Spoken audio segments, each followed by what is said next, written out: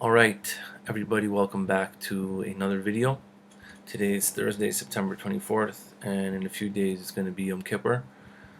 And I've gathered a little bit of inyanim and some stories on Yom Kippur that I have read in the past years that are pretty special, and some new ones that I found.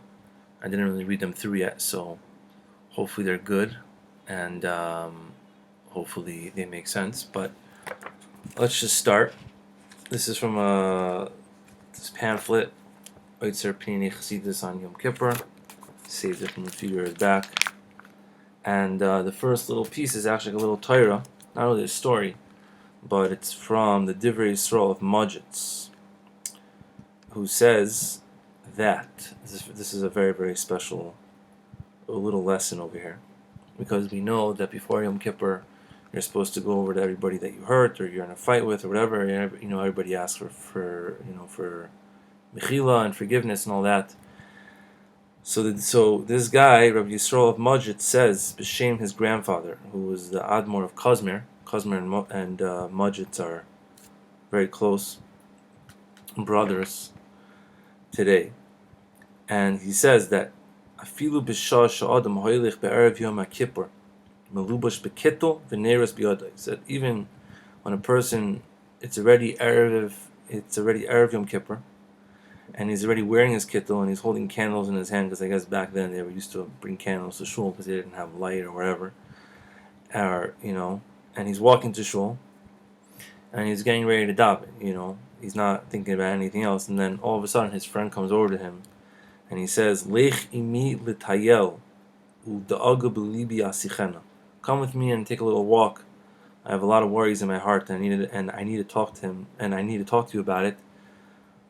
The Kazmer Rebbe says you should go with him, because what do you want to do on Yom Kippur? The whole thing that you want to do on Yom Kippur is tshuva, and the beginning of tshuva is loving your friend as yourself. And if you were having a problem, you'd want someone to help you.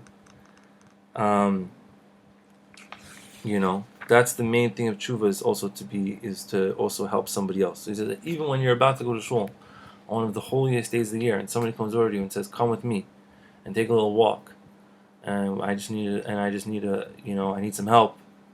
That is better than going to shul. You're going to miss shul, but that is already the beginning of tshuva, and that's part of what Yom Kippur is. And he says over here that it is known that there was one tzaddik who was noig to say this thing from the Kazmer Rebbe every year at the Suda of Erev Yom Kippur before Kol Nidrei. So that's pretty cool, man. Let's just keep on going over here.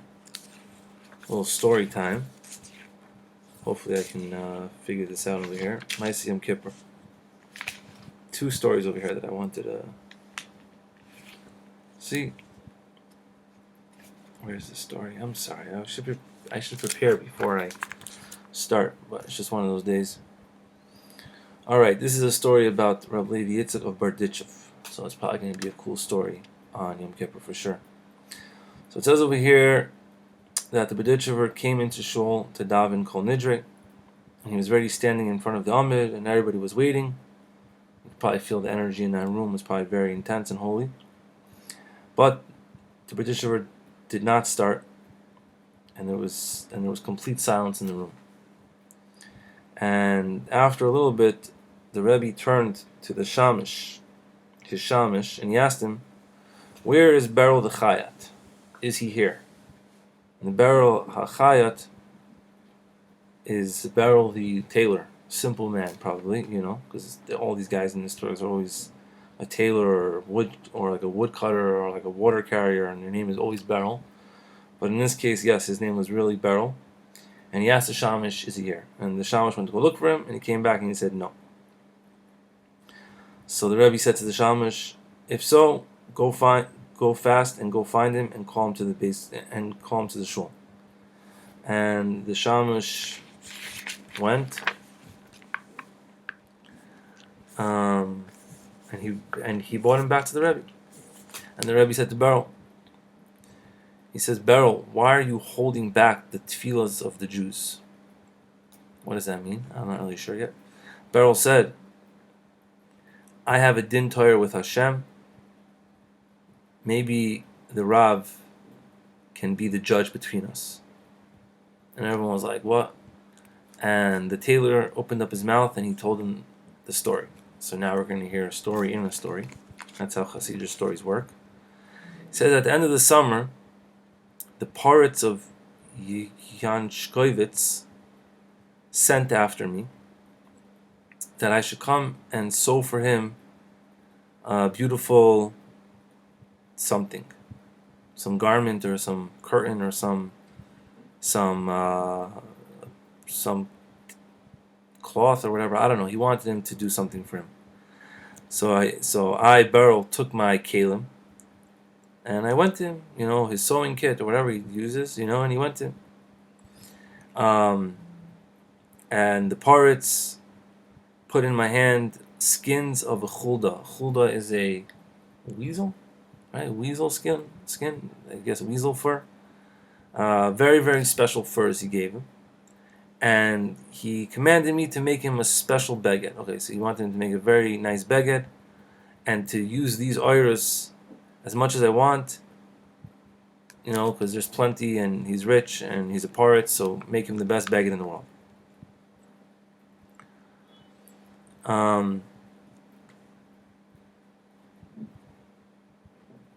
So the Chayat thought in his heart, he said, I'm a very, very poor guy with a lot of kids, and my daughter is already getting to marriageable age, and we need a marriage, marry her off. So I'll leave for myself skins of 10 weasels, 10 chuldois. Well, I don't know what that means. He's going to leave for himself. Like he's just going to take 10. At least I'll have a third or like a little bit for my daughter's, to pay for the wedding and all that different stuff. So I did this. I left 10 skins in my rishus, and I made him the garment or whatever it is. And, so I don't know if he was stealing. I'm not really sure exactly. But he was very nervous in his heart because he didn't know how he was going to take them out of the paritz's mansion. Right? How the paritz, he had to figure out a way that he could take 10 skins out of the paritz's mansion without the paritz seeing. And also all the people and all the servants. And at the end, I came up with an idea. I took a huge loaf of bread, and in the middle of it, I made a big space. And in it, I hid these precious furs, skins, and the bread I took in my basket, and I went to my house b'shalom.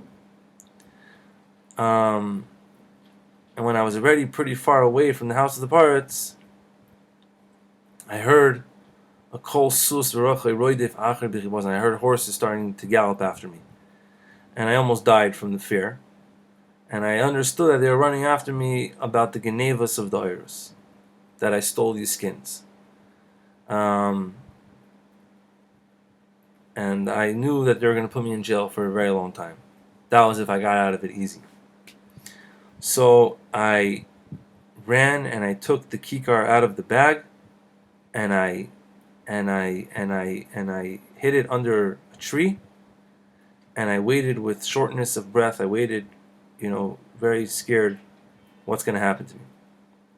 The shliach haparetz nigash elai pakad Beryl, come back to the house. The paritz said, come back now. So what am I going to do? I came back. I had to go back to the house. So he went back to the house. And I came back already like half dead because he was so scared, Nebuch. And he asked him, Beryl,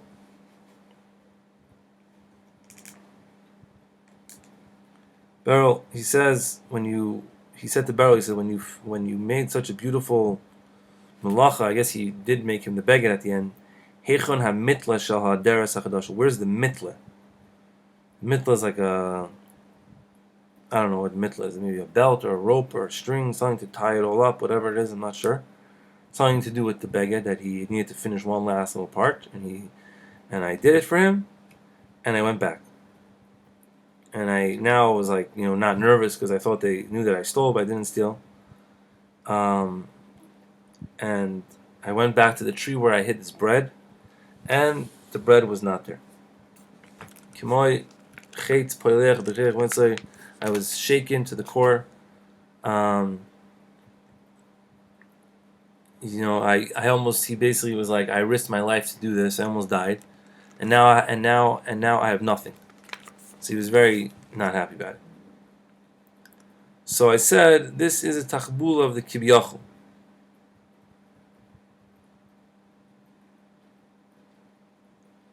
Ineni roitze sheberu chayat shum bnei banav shal ata berchartanu. Yigzol oiros ma'paretz. What does this mean? Ka'asti moed basis le'machshav im kein lama zeh anechi v'ziz b'chal ata berchartanu. He was very angry at Hashem, basically, that, like, even though he stole, but he worked so hard for the stealing, I guess. So he was very angry. He doesn't want to be part of Ata B'Chartanu, like Hashem's nation. I think that's what he's trying to say over here. And I came to my house, and I wanted to take revenge because I was angry. I did not wash my hands. I didn't make Berachas Hamazon. I didn't go to Tefillah. I didn't take Kriyas Shema. In the days of Slichos, I didn't get for Slichos. Rosh Hashanah le'alachti l'shul. I didn't go to shul because I could not forgive the Rebbeinu Shalom on what he did to me about stealing this bread, about the bread being gone. And until today, when today was the Yom Slichu Mechila, Yom Kippur, I thought to myself, if Hashem is Moichel V'Saleach, I could also be, Moichel V'Saleach, but I could also forgive Hashem, but with one Tanai, that He should forgive all the Jews with the Mechila Gemura without any Tanais, even things that are between Adam L'Chaveroi, even somebody who says I'll sin and tomorrow's Yom Kippur, right? Rak oz askim gam ani limchaloi, then I will forgive him. Be'im lav ani Michael. So Beryl was very angry at Hashem. He decided that today is Yom Kippur and Hashem could forgive everybody. So Beryl made a Tanai. He says, I'm also gonna forgive Hashem, but only with a Tanai that He forgives everybody without any preconditions, even things that are between Adam and Chavera that people aren't metakin, and even somebody says I'm going to sin a lot and tomorrow's Yom Kippur. Only if Hashem forgives those people too, then I will also forgive Hashem. And he said to the Rebbe, am I not correct in this Tanai that I made? And what's it called? Beryl, you're right. Don't move from your place and from your conditions. The din is with you. And then he opened up and he said Kol Nidrei. So the lesson is very apparent of it. There's a few stories like that with the Berditchever, I think, being like a, making a based in, bringing Hashem to based in type of situation, Kibiyachol. But yeah, basically like the simple Yid Beryl made these Tanais, and the Kedush lady said, yeah, it worked. So hopefully everyone was forgiven that year. So that's a good avodah. Okay, let's see. This story is also pretty cool that I read a few years ago.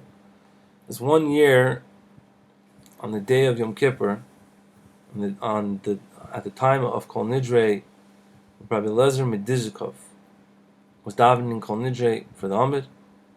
A bird came in to the Beis Medrash, and he landed right next to the Amid of the Rebbe. And the Rebbe opened up the Megera Sa'amud, and I guess his drawer, whatever, and the tzipor went inside, and the Rebbe left the drawer open a little bit so that he wouldn't come chas v'shalom to the isser of tzeda, of trapping on Yom Kippur. And this was a dover pellet for everybody in the kahal. Like, why is the Rebbe putting this little bird in the drawer and leaving it open, and then, all these different things. So on Moitzi Yom Kippur, when everybody left the shul, there was a few little kids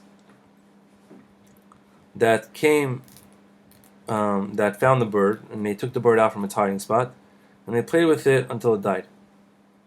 And when the Rebbe came to shul the next day and saw that the bird was not there, he did some research, investigation, and he learned that the kids took it and they played with it and they killed it.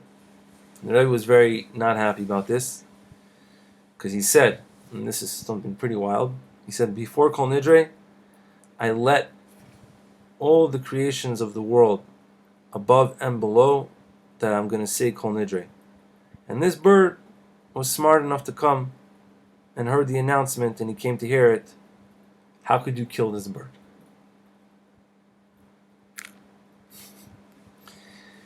Yo, man.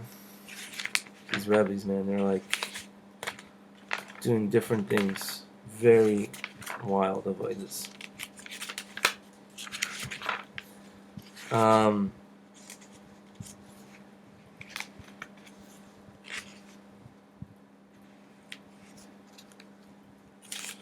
So let's talk about these talks about inyanim of Maaseh of Motzei Yom Kippur, and the question a lot of people ask also is that we daven Ma'ir on Motzei Yom Kippur, and we say Salach Lanu in it. And the question people ask is like, why are you saying that right after Yom Kippur when you already were forgiven? You know, you just the whole entire day you're doing al chitz and all these different things, and now all of a sudden on Motzei Yom Kippur you're saying it again. So there's a few inyanim about that, but here there's one of them I just saw now. It says that there was a story with the Rav HaKadosh Rav Moshe Mipishvorsk, that on the Tfilas Ma'ariv of Motzei Yom Kippur, he actually spent a long time in the bracha of Salach Lanu. Right? And the Talmidim asked him, why are you, spending so much time on this bracha after Yom Kippur when you already were forgiven? Al Chet and all that. And the Rebbe answered them, on Yom Kippur, you are raised up to a very high level, and what you thought were now mitzvahs are actually, he's basically saying that I got such a high level today on Yom Kippur that what I thought were my mitzvahs were actually really averos now. So that's why he said Slach Lanu, because he still had stuff that he needed to do. Rabunim of Miparshischa, and some people say that this story was with Rab Naftali of Ropshitz, Shenislavel Rebbe Milublin Belechtei L'Tashlich, that he went with the Rebbe of Lublin to Tashlich, and after the Rebbe of Lublin threw the bread into the water, Kafaf Atzmai V'Chotfa, and he bent down to get this. So this guy, I'm spacing out for a second. Either Rabunim of Pershiska or the Rapshitzer were going with the Chayz of Lublin to do the Tashlich by the water, and the Rebbe threw in the bread into the water, and one of them, whoever it was, Rabunim or Rab Naftali of Rapshitz, bent down and grabbed the bread. And when they asked him, he said that the sins of the Rebbe are like mitzvahs. The same type of thing over there. And another thing from the Chidush Arim about this, also about Salach Lanu, he says that on Yom Kippur, right, he says that a Jew has to believe that on Yom Kippur he is forgiven. Right? And if he has Chas V'Shalom, that he has a Sveika, if he was forgiven, so then we daven again on Motzei Yom Kippur that Hashem should forgive him, that maybe he doesn't have emunah that Yom Kippur is mechaper, and that's why we say Salach Lanu on Motzei Yom Kippur. And the last story of today, which is a pretty wild one also. Siper Hagoyin HaTzadik Rav Yitzchak Shloimeh Unger Zatzal. This Tzadik Rav Yitzchak Shloimeh Unger says, in the days of the Milchamas Olam Hashniya, in the days of the Second World War, and it was Erev Yom Kippur, they took us on a train. I'm not sure if this was like a train to the camps or whatever, but they took us on a train, and we stopped in the Azor of the Eir Debretzin. And I saw from the train, from the Chaloin, like a little lake or a pond, and I realized right away that today was Erev Yom Kippur. I didn't think a lot. I took off my clothes, and I decided that I'm going to jump from the window to go to go to the mikvah on Erev Yom Kippur. And a lot of people in the train thought that that really what I wanted to do was to escape. So I guess they were on a train to the camps as Nazis. But after I explained to them what I want to do, that I just want to go into the mikveh and be mitar for the Chvoid Yom HaKippurim, Hashem made a nace for us, and they gave everybody and us in the train to toivel l'chvoid Shabbos Kodesh. Hold on one second. I need to pause this video for a second here. Sorry about that. I just got an important phone call in the middle. So he said that they were on the train. They wanted to go toivel, and the Nazis, I guess. I mean, there was a nace, and Hashem made that their hearts turned somewhat good. They gave us a little bit of a favor, and they let everybody on the train toivel l'chvoid Yom. And they also took us the whole entire days of Yom Kippur from the train, and we sat outside the train the whole entire day. So that was very, very special. And he continues on, and he says that there were among us very simple people that also fasted and did everything Kiddas Hayom. And the next day in the Shas Tzarayim, and you can imagine what these guys didn't eat like we do nowadays. They were already fasting. This is incredible. And the day in the afternoon, when the fast was already very intense on them, they asked me if I have a shofar that I could blow for them so that they could break their fast. That he's saying that their simplicity was so great that they thought that the Siyam HaTzoyim, the finishing of the fast, was toloi when you blew the shofar. You blow the shofar at the end of Nila. That's what they thought, because they were simple people. Even if it was in the middle of the day, if it was in the morning, whatever it was, they thought that's when the fast was over. They didn't know that the fast ended only when it became nighttime. But even so, they were still so simple that they would not eat until I blew shofar for them. And without any choice, I had to go hide from them in the cornfield that was there. Keneh HaTiras. It's the corn stalks that were there, yeah? V'ad shematzoi osi kvar hechshech hayom. And until they found me, it was already dark. And the Chol Oifen, and still I begged them a little bit that they should wait a little bit more so that they should have the mitzvahs of Toises Yom HaKippurim. But they hit me on the head with the shofar to come out, and I should blow for them, and then they could eat. And this put a strong mark on me for the rest of the day of my life and about this mitzvah for my whole life. Wow, that's a Gevaldik story. Everyone should have an easy fast and beautiful Shabbos, and everything should be good.